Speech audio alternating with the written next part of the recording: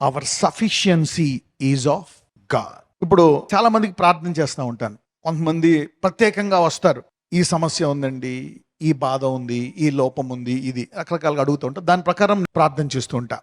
అంటే మనిషి ఏమనుకుంటాడంటే మానసిక పరిస్థితి ప్రకారం నాకు ఎంత ఉంటే చాలు అనుకుంటాడు. ఓకే, ప్రతి ఒక్కళ్ళకి వాళ్ళకి కొన్ని హద్దులు ఉంటాయి, కొన్ని సరిహద్దులు ఉంటాయి. ఓకే, నాకు సొంత ఇల్లు ఉండి ఒక మంచి బండి ఉండి పిల్లల స్కూల్ అన్నీ బాగా నడిస్తే నాకు చాలు, ఇంకేమొద్దు. గుడ్, అది లోకంలో అది ఉత్తమం, ప్రతి ఒక్కళ్ళు కోరుకునేది అదే. అది మన సఫిషియన్సీ. సఫిషియన్సీ అంటే మనకి సరిపోయేది, మనకి చాలినది. ఓకే, నాకు ఇది చాలు.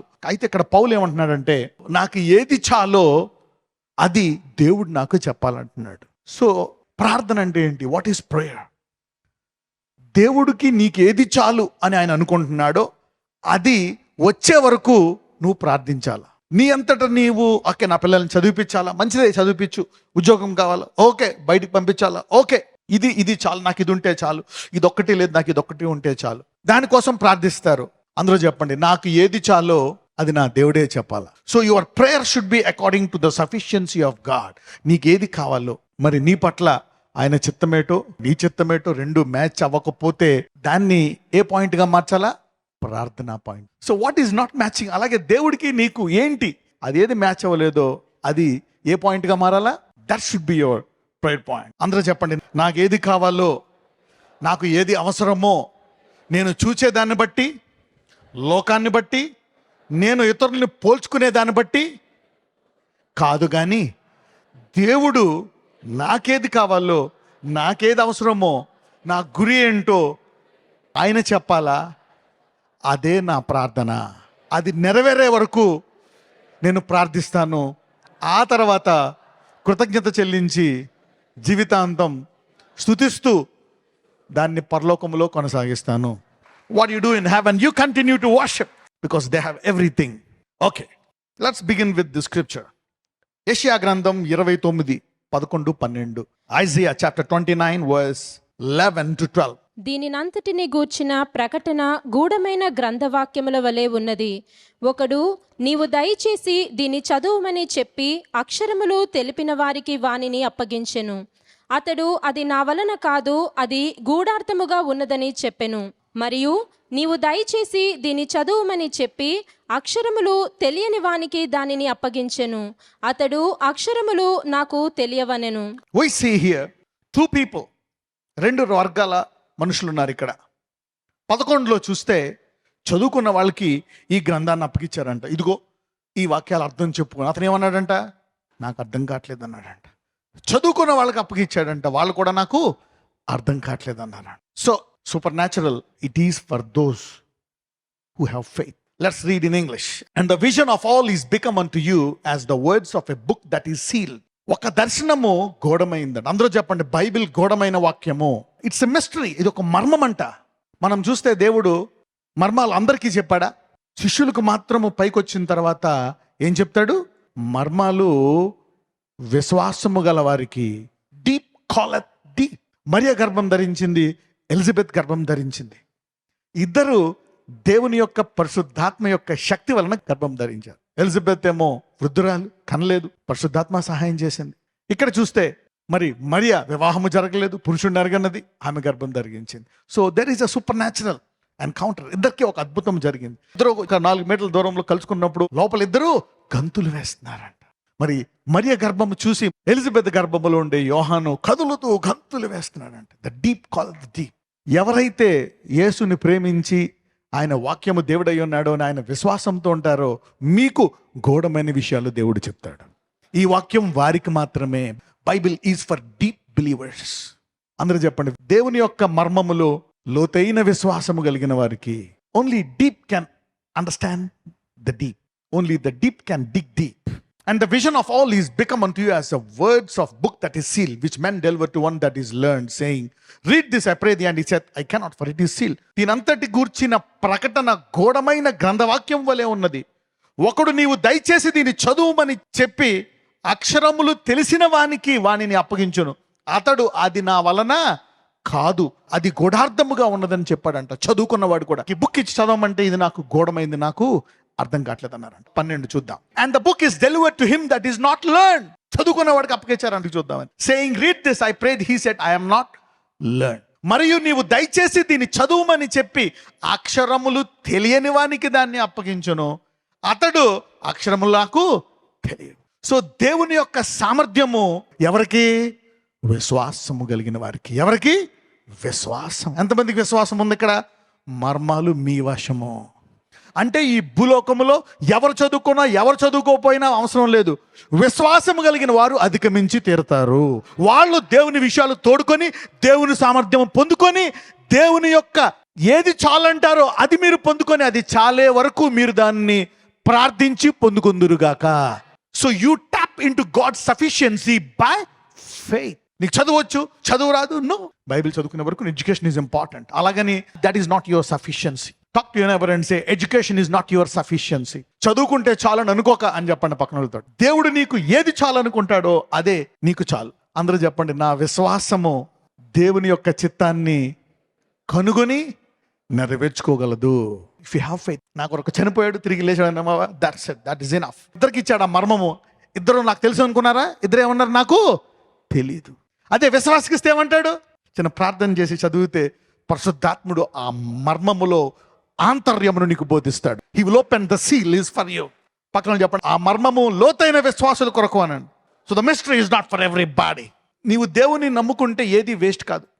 Nothing will be wasted. ఒకవేళ నువ్వు 50 ఏళ్ళకి నమ్ముకున్నావా, ఏది వేస్ట్ అవ్వదు. 30 ఏళ్ళకి నమ్ముకున్నావా, పర్లేదు. 20 ఏళ్ళకి నమ్ముకున్నావా, మంచిది. చిన్నప్పుడే నమ్ముకున్నావా, చాలా మంచిది. Faith is above everything. అందరూ చెప్పండి, విశ్వాసం అన్నిటికంటే ఉన్నతమైనది. So don't feel inferior. ఒకవేళ నువ్వు నిన్నటి మన్నాన్ని దాచుకున్నావు అనుకోండి, నిన్న దేవుడు ఇచ్చాడు ఈ మన్నా, దాన్ని నువ్వు ఈ రోజు మన్నా తీసుకోకుండా నిన్నటిది దాచుకుని ఈ రోజు తింటానంటే ఏమవుతుందా మన్నా? So yesterday's instruction from God, if you hold on and reject the today's instruction, you are in trouble. అందుకే మనం ప్రార్థిస్తున్నప్పుడు ఏమని ప్రార్థిస్తాము? మా అనుదిన దేవుడు నిన్న చెప్పాడు, కరెక్టే. నిన్న చెప్పిన దేవుడు ఈ రోజు కూడా చెప్పడానికి సిద్ధంగా ఉన్నాడు. If you are still holding on to yesterday's revelation, it may be corrupted today because God want to give you a new revelation. అందుకే అంటాడు దేవుడు నిన్న నేడు నిరంతరము ఒకడే. ఏమంటున్నాడు? నిన్నటిది కాదు, అదే దేవుణ్ణి ఈరోజు కూడా ఇస్తున్నాను అంటున్నాడు. అపోస్తులు ఎక్కడే ఫెయిల్ అయ్యారు. ఎందుకంటే మాకు యేసయ్య బోధించాడు, పౌలు ఇప్పుడు బోధిస్తున్నాడు ఇవన్నీ అని వారు కొంచెం అసూయపడ్డారు. మేము ఆయన చెప్తుండగా విన్నాం, కానీ అదే యేసుప్రభు వారు ఏమన్నారో తెలుసా? నేను వెళ్ళిపోవటం మీకు మంచిది. నేను వెళ్ళిపోతే పరిశుద్ధాత్మను పంపిస్తాను, అతడు మిమ్మును సర్వసత్యములోనికి, అంటే మీరు పూర్తిగా సత్యాన్ని ఇంకా తెలుసుకోవాలి. నేను నీతో కలిసి మీతో భోంచేసి అనుకోవచ్చు. మనం ఆయనతో కలిసి భోజనం 3 సంవత్సరాలు ఉన్నాం, నిన్న కాకమ్మ ఇప్పుడు వచ్చి మా అన్ని రాంగ్ అంటాడా? మాదే కరెక్ట్, మేము ఆయనతో ఉన్నప్పుడే చెప్పింది కరెక్ట్. అంటే ఎవరిది కరెక్ట్ ఈ పాలన చెప్పండి? శిష్యుది కరెక్టా, పౌల్ది కరెక్టా? పౌల్దే. ఎక్కువ పుస్తకాలు దేవుడు ఎవరితో రాయించాడు? ఆయనతో సహవాసము చేసిన యోహాన్తో రాయించాడా? పేతురుతో రాయించాడా? అస్తమానం కూర్చొని మాట్లాడుతున్న వాళ్ళతో రాయించాడా? పరిశుద్ధాత్మ ద్వారా ఎప్పుడుకప్పుడు బోధించిన వానితో రాయించాడా? ఎక్కువ బైబిల్లో ఎప్పుడుకప్పుడు ఫ్రెష్గా విన్నవాడితో రాయించాడు. So you need to get a fresh revolution from God. అందరూ చెప్పండి, ఈ రోజు నుంచి నేను ప్రతిరోజు ఆయన సన్నిధిలో కనిపెట్టి ఆయన వాక్యం చదువుతాను.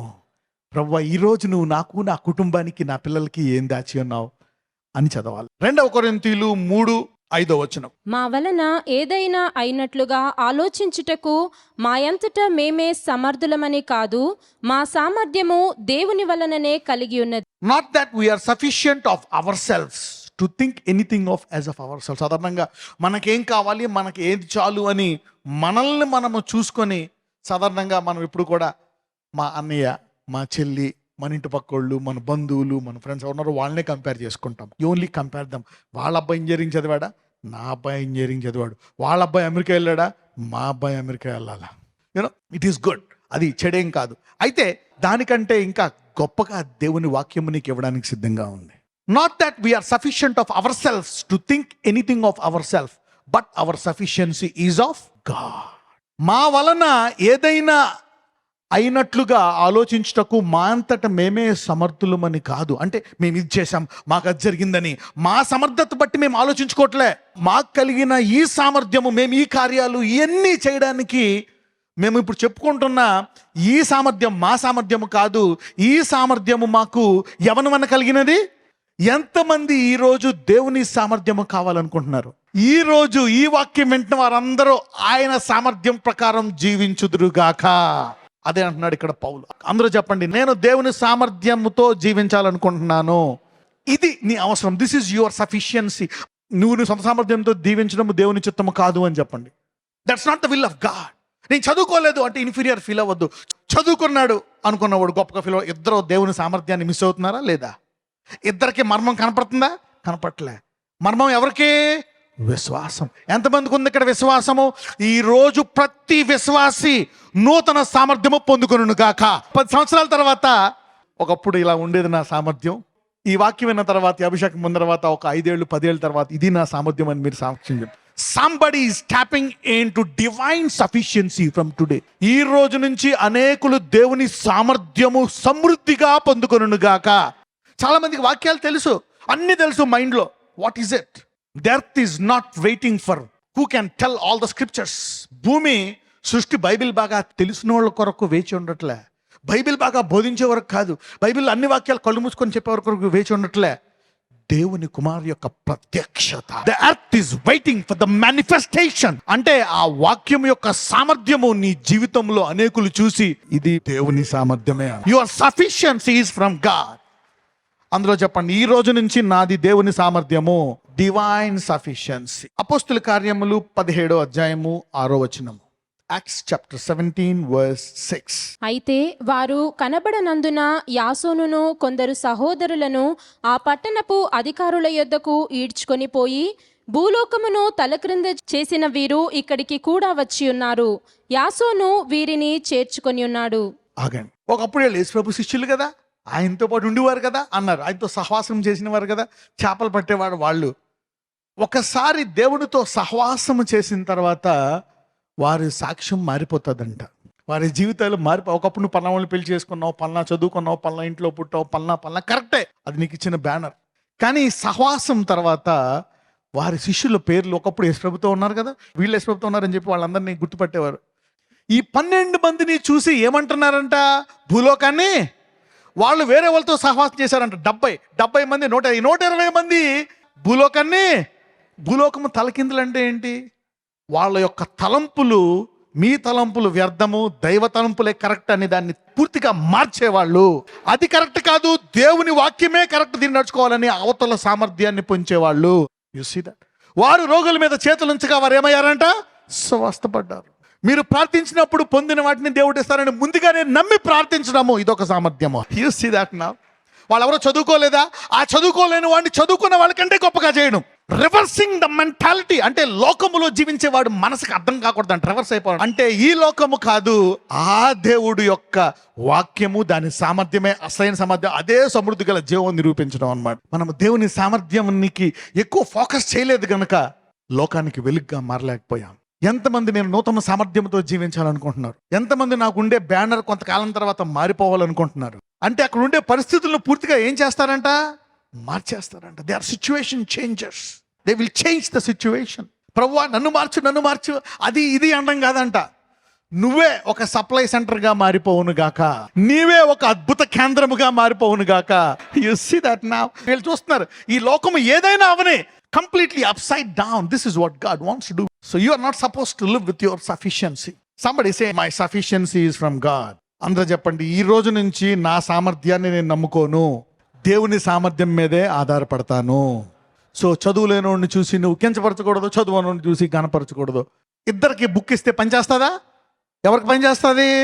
విశ్వాసం. Faith is the qualification to access the mysteries and revelation of the word of God and transform yourself and turn world upside down. ఎంతమంది నా కుటుంబాన్ని గురించి ఇలాగ అవమానపరిచి ఇలాగన్న వాళ్ళు రేపు పొద్దున్న నా కుటుంబమే కాదు అనేక కుటుంబాలని అవమానాన్ని ఘనతగా, రోగాన్ని స్వస్థతగా, ఆత్మహత్య చేసుకోవాలనేవారు నేను జీవించాలనే రీతిగా వాళ్ళ కుటుంబాలని తలకిందులుగా చేయాలి. దానికి ముందు నా కుటుంబం తలకిందులు అవ్వాలని ఎంతమంది అనుకుంటున్నారా? You see that. ఒకవేళ నీ సామర్థ్యం అనుకోండి, ప్రభువా ఇది చేయి, అది చేయి, ఇది చేయి, ఎప్పుడు నీ ప్రేయర్ రిక్వెస్ట్ అలాగే ఉంటుంది. అంత్యకాలపు అపవాది యొక్క ఆయుధము ఏమై ఉంటుంది? మనుషులను పాడు చేయొచ్చు, అదొక ఆయుధం అవ్వచ్చు. లేక దురాశ, అదొక ఆయుధం అవ్వచ్చు. ప్రేమ చల్లార్చేయడం, అదొక ఆయుధం అవ్వచ్చు. one of the latter day weapon that the devil will use against the believers. Let's read from the word of God. Haggai 2:5-9 వరకు చదువుకుందాం. హగ్గై 2:5-9. మీరు ఐగుప్తు దేశములో నుండి వచ్చినప్పుడు నేను మీతో చేసిన నిబంధన జ్ఞాపకము చేసుకొనుడి. నా ఆత్మ మీ మధ్యన ఉన్నది గనుక భయపడకుడి. మరియు సైన్యములకు అధిపతి ఆగండి, అందరూ చెప్పండి, యేసయ్యా నీ ఆత్మ ఇంకా నాలో ఉంది. యేసయ్య మనకి ఇచ్చినటువంటి గొప్ప వరం ఏంటో తెలుసా? ఆయన సిలువ మీద చనిపోయి మనం అందరూ పాపాలు క్షమించాడంటాం, కరెక్టే. పాపాలు క్షమించడం అనేది ఆయన చేసినటువంటి 100 వరాల్లో అదొక వరం, పాపాలు క్షమించడం. కానీ ఆ పాపాలు క్షమించడం ద్వారా మనకి ఎవరొచ్చారో తెలుసా? మనలోకి ఎవరొచ్చారు? పరిశుద్ధాత్మ, ద హోలీ స్పిరిట్. ఆయన సిలువ మీద రక్తము కార్చే రక్తము ద్వారా మన పాపాలు తీసివేసినందుకు మనల్ని నీతిమంతులుగా చేశాడు. ఆయన రక్తము మనల్ని ఏం చేసింది? నీతిమంతు. కాబట్టి ఇప్పుడు మనలో ఎవరు నివసించడానికి హక్కులో పొందుకున్నారు? పరిశుద్ధాత్ముడు. అయినా నువ్వు పాపాలు చేస్తావు కదా, అయినా ఎందుకుంటున్నాడు? ఎందుకంటే పరిశుద్ధాత్మని లోపల వేసి బయట రక్తముతో ఏం చేశారంట? ముద్ర. ఒకవేళ నువ్వు పడిపోతే ఆ రక్తము నిన్ను కడుగుతుంది, పరిశుద్ధాత్ముడు దుఃఖపడతాడు. సరే, మళ్ళా లేచి మళ్ళా పడకుండా జాగ్రత్తగా నీతో ఉంటాడు, మన ఒక తల్లిలాగా. ఇంతకుముందు అలా కాదు, పడిపోతే బయటికి వెళ్ళిపోతాడు పరిశుద్ధాత్ముడు. ఎందుకంటే అపవిత్రమైన స్థానంలో ఉండలేడు. ఇప్పుడు రక్తంతో నేను ఆయన నీతిమంతుడిగా చేసి నిన్ను ముద్రించాడు గనక కుమారుడు సరిగ్గా లేకపోతే బాధపడుతుంది తల్లి. 2 కొడుతుంది, 2 మాటలు చెప్తుంది, కానీ అన్నం పెడుతుందా? మంచి బట్టలు వేస్తుందా? వాడు బాగుండదు కోరుకుంటుందా? తల్లి అలాగుంటే పరిశుద్ధాత్ముడు ఇంకా గొప్పగా ఉంటాడు. ఒక పొరపాటు చేస్తే వదిలేస్తాడా? నీ దగ్గర ఉండడా? No, Holy Spirit is not like that. తల్లి అయినా మరుచును కానీ తండ్రి అన్నాడు మరోడు. నువ్వు పడిపోతే ఆనందిస్తాడా? నో. ఏం చేస్తాడు? అందుకే అంటాడు పరిశుద్ధాత్మను దుఃఖ పరచకుడి. నువ్వు తప్పు చేసినప్పుడల్లా, కోపడినప్పుడల్లా, పాపం చేసినప్పుడల్లా ఏం చేస్తాడు? లోపల దుఃఖపరుస్తాడు. 2 రోజులు పోయాక మళ్ళీ నువ్వు బైబిల్ చదువుతున్నాడు, ఆయన ఒప్పింప చేస్తాడంట. నీతిని ఒప్పింప చేసి నువ్వు పడిపోయిన తర్వాత ఇంకా నీతిగా ఉండాలని ఇంకా ఎక్కువ ప్రార్థనాపరుడుగా మారుతావు నువ్వు. That's how the Holy Spirit leads. అందరూ చెప్పండి, సిలువ ద్వారా నాకు వచ్చిన గొప్ప వరము పరిశుద్ధాత్మ. ఇంతకు ముందు అందరూ ఏమనుకునేవారో తెలుసా? భాషలతో మాట్లాడితేనే పరిశుద్ధాత్మ ఉన్నట్టు అనుకునేవారు. స్వస్థత వరం ఇచ్చింది ఎవరు? పరిశుద్ధాత్మ. ప్రవచించే వరం ఇచ్చింది ఎవరు? పరిశుద్ధాత్మ. భాషలను తర్జుమా చేసే వరం ఎవరు? పరిశుద్ధాత్మ. బుద్ధివాక్యం ఇచ్చింది ఎవరు? పరిశుద్ధాత్మ. అద్భుతాలు చేసేది ఎవరు? పరిశుద్ధాత్మ. గుర్తుపెట్టుకోండి, యేసు దేవుడు, ఆయన ద్వారా మాత్రమే తండ్రి వద్దకు వెళ్ళగలిగాము, తండ్రి ఆయన ద్వారా సృష్టించాడు అని ఎవరైతే చెప్తారో వాళ్ళు 100% పరిశుద్ధాత్మ ద్వారా తప్ప చెప్పలేరు. ఎంతమంది యేసు ద్వారా మాత్రమే మనము తండ్రి వద్దకు వెళ్ళగలిగాము, తండ్రి కూడా కుమారుణ్ణి సమస్తానికి వారసుడు చేశాడని ఎంతమంది నమ్ముతున్నారు? ఇది పరిశుద్ధాత్మ ద్వారా మాత్రమే సాధ్యమంట. 100% పరిశుద్ధాత్మ ఉన్నవాళ్ళు మాత్రమే ఈ మాట చెప్పగలరు. అందులోంచి మనం ఇప్పుడు వరాలు తీసుకురావచ్చు.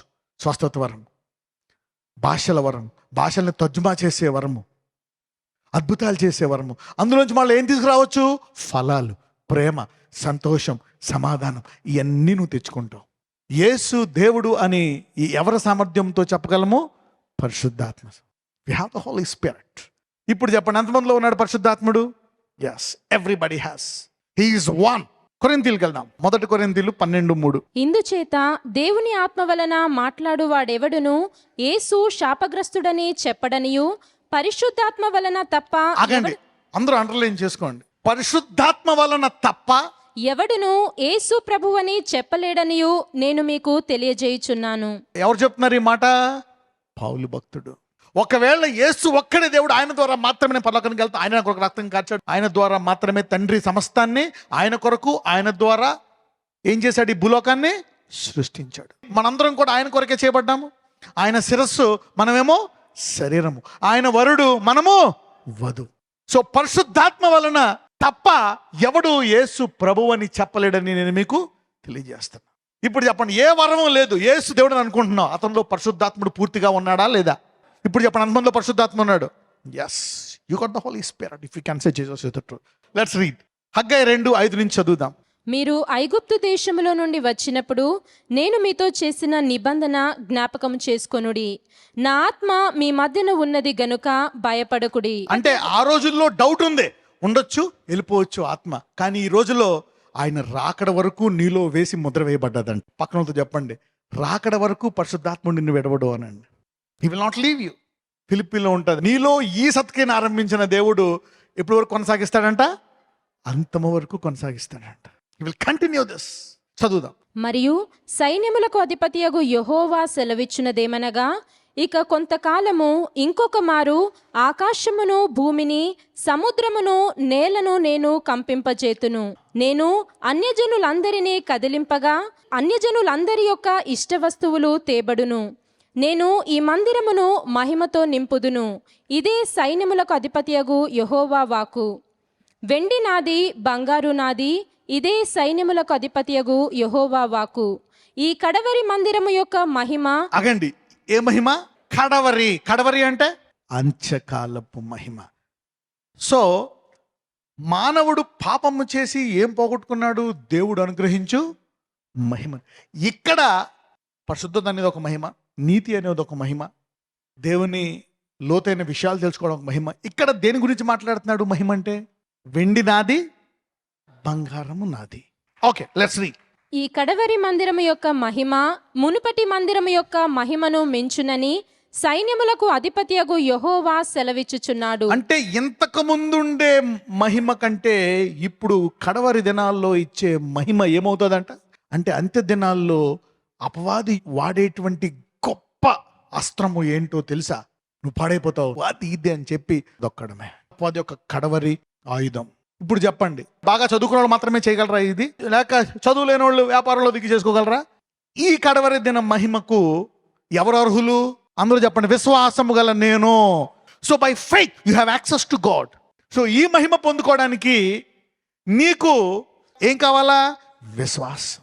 అందరూ చెప్పండి, ఈ కడవరి మందిర మహిమ నా విశ్వాసము ద్వారా నేను పొందుకుంటాను. ఇది నా పట్ల దేవుని చిత్తము. This is the will of God. నజరేయుడైన యేసయ్య, మా శరీరంలో రోగములన్నిటినీ నువ్వు భరించావు. ఇప్పుడే వారిని ముట్టి పరిపూర్ణముగా స్వస్థపరచమని ప్రార్థిస్తున్నాను యెహోవా రాఫా. ఇక్కడ కేవలం ఈ నూతన సామర్థ్యముతో కాదు, ఈ నూతన సామర్థ్యం పొందినప్పుడు ఆ సామర్థ్యాన్ని చూసి సంతోషించడానికి, ఆ సామర్థ్యాన్ని అనుభవించడానికి అయ్యా వారికి మంచి ఆరోగ్యాన్ని దయచేయండి, ఎముకల్లో సత్తువ దయచేయండి, వివాహాల్లో ప్రేమను, సంతోషాన్ని, సమాధానాన్ని దయచేయండి, మానసికమైనటువంటి వ్యాధులను, డిప్రెషన్ను తీసివేయండి, మంచి నిద్రను వారికి దయచేయండి. Give them good sleep. ప్రతి మరణకర రోగము నుంచి భయాన్ని తీసివేయండి.